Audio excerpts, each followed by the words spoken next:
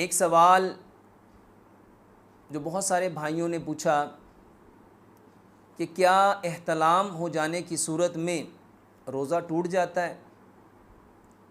मेरे भाई और मेरी बहनों, प्यारे पैगंबर जनाब मोहम्मद सल्लल्लाहु अलैहि वसल्लम की जो तालीमात हैं उसके मुताबिक अगर एहतलाम हो जाए तो एहतलाम होने की सूरत में रोज़ा नहीं टूटता। अलबत्ता हम पे जो गुस्ल है वो फ़र्ज़ हो जाता है। मेरे भाइयों, जब एहतलाम हो जाए, और एहतलाम का होना इंसान के अपने इख्तियार में नहीं है। जब इंसान सोता है और ख्वाब की हालत में या बिना ख्वाब के आपका जो बदन है उसमें से मनी का इखराज होना।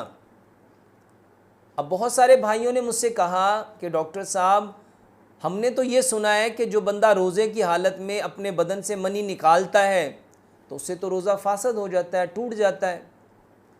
मेरे भाइयों, सोने की हालत में जो मनी हमारे बदन से निकलती है वो हमारे अख्तियार में नहीं है। वो तो ख्वाब की सूरत में या बिना ख्वाब की सूरत में जो मनी निकल गई, जो आपने अपने हाथ से या अपनी शहवत से या आपने अपने किसी ऐसे अमल से, रगड़ से उस मनी को नहीं निकाला, बल्कि आप सोए हुए थे, आप ख्वाब की हालत में थे, आप नींद की हालत में थे।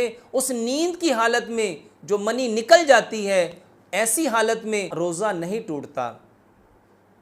सिर्फ़ ऐसी हालत में हमें गुस्ल करना फ़र्ज़ होता है। मेरे भाइयों, अगर हम अपनी मनी को अपने हाथ से निकालते हैं या रगड़ के सोते हुए अपने अज़ाए तनासल में रगड़ पैदा करके उससे अपनी मनी को खारिज करते हैं, जानबूझ के अपनी मनी का जो इखराज करना है, मेरे भाइयों, इससे रोज़ा टूटता है। वो खुद ब खुद नींद की हालत में अगर ये अमल हो गया है तो ऐसी हालत में रोज़ा नहीं टूटता और ना ही इस रोज़े की कोई क़ज़ा होती है। मेरे भाइयों, जब रोज़ा टूटा ही नहीं तो इसकी क़ज़ा कैसी होगी।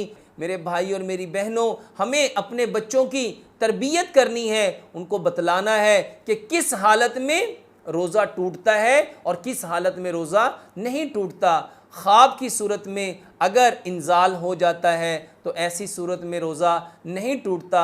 अल्लाह से हम दुआ करते हैं, अल्लाह सुब्हानो तआला हमें दीन को उसी मनहज पे, उसी नहज पे, उसी तरीके पे, उसी सुन्नत पे समझने वाला, समझ के अमल करने वाला और अमल करके इस पैगाम को सारी कायनात के इंसानों तक पहुँचाने वाला बनाए। अल्लाह से दुआ है, जो कुछ कहा सुना अल्लाह इस पे पूरा पूरा अमल करने वाला बनाए। वमा अलैना इल्लल बलागुल मुबीन।